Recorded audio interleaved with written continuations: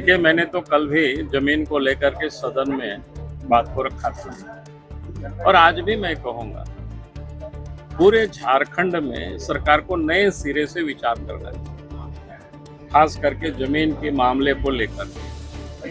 क्योंकि झारखंड में जितने भी महापुरुष पैदा हुए, चाहे अंग्रेज के कालखंड में, चाहे कांग्रेस के कालखंड में, तो सबों ने जमीन के लिए लड़ाई लड़ी। क्योंकि बेसिक है, यहाँ के जो खास करके आदिवासी है, मूलवासी है, उनका जीविकोपार्जन का एकमात्र साधन खेती ही होता है। और इसीलिए हमें इस बात का जरूर ध्यान रखना चाहिए, जिनका जीविकोपार्जन का मात्र एकमात्र खेती है, तो कहीं खनिज हमें निकालना होता है तो वो जरूरी होता है। तो हमें उस बात का ध्यान रखना चाहिए, अगर जिसके जमीन से हम खनिज निकाल रहे हैं तो जमीन के बदले उतनी जमीन हम उनको कहीं व्यवस्था करें। ये सरकार को इसकी विचार करना चाहिए और इस पर सोचना चाहिए। कोई बहुत बड़ा कठिन काम ये नहीं है,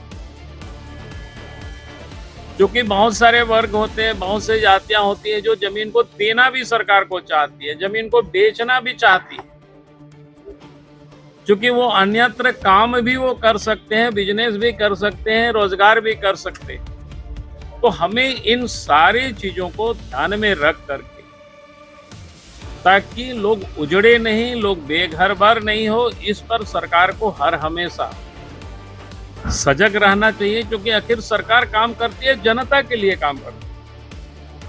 तो हमें जनता की तकलीफ, जनता की दर्द को हमें जा करके, बुला करके और समझना चाहिए और उसकी हमें समाधान करनी चाहिए। लेकिन राज्य सरकार होते हैं, राज्य के मुख्यमंत्री उद्यमियों को निमंत्रण देने के लिए तो यूरोप की यात्रा करते हैं,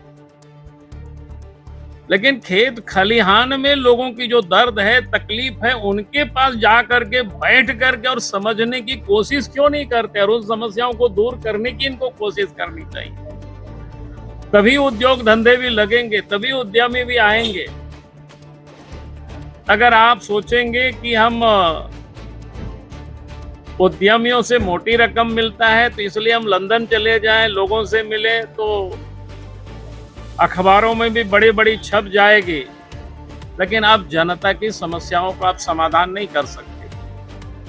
और आज आपको जिस जनता ने यहाँ पर बैठाया है, कल वही जनता आपको वहां से उतार देगी कुछ। इसलिए मैं कहूँगा कि जमीन बड़ा संवेदनशील मुद्दा है और जमीन को लेकर के ही झारखंड में तिलका मांझी से लेकर के, सीधो कानों से लेकर के, भगवान बिरसा मुंडा, जतरा भगत, नीलंबर पीतंबर, तेलंगर खाड़िया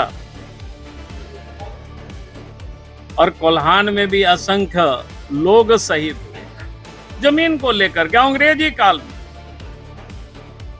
और बाद के दिनों में भी। आज भी अगर लोगों को लड़ाई लड़नी पड़ रही है, सरकार कह रही है आबुआ सरकार, आबुआ सरकार। भाई ये तो लगता ही नहीं आबुआ सरकार है, ये तो लगता है बाबू लोगों की सरकार है। जो यहाँ पदाधिकारी बैठे हुए हैं वो जैसे ही समझा रहे हैं वैसे सरकार इधर उधर चल रही है। क्योंकि वो लोग मोटी रकम ला करके लोग दे रहे हैं तो बड़ा प्रसन्न हो जाते हैं, खुश हो जाते हैं राज्य के मुख्यमंत्री, और इसलिए सुनते नहीं है।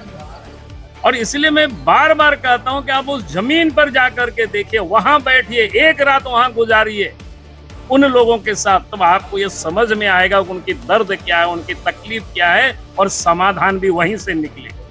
ये बाबू लोग आपका समाधान नहीं निकाल सकते हैं। बाबू लोग यही करेंगे, अपने तो कमाएंगे, बड़े बड़े अटालिकाएं तैयार कर लेंगे रांची से लेकर के देश और दुनिया में। और एक दिन मैं तो हेमंत सोरेन को कहता हूं कि भैया पति पत्नी अच्छे घूमते हो, ऐसा ना हो कि लालू रबड़ी की तरह तब उम्र फिर सीबीआई और ईडी के दफ्तर रगड़ना पड़े आप दोनों। इसलिए गरीबों की दर्द को समझिए और पहचानिए। मुझे लगता है कि जमीन के संदर्भ में जो कहना था वो मैंने कह दिया। और दूसरा विषय सर, इरफान अंसारी ने कहा है कि झारखंड में अगर एसआईआर होगा तो उसका पुरजोर से विरोध किया जाएगा, इस पे आप क्या कहना है? अरे भाई, आप पूरा देश में एसआईआर हो चुका है, कुछ एक राज्यों में बचा हुआ, उसमें से झारखंड है, और झारखंड में भी एसआईआर होगा। एसआईआर पहली दफा नहीं हो रहा है, याद करिए, इस देश में प्रत्येक 10 वर्षों में एसआईआर होते रहा है।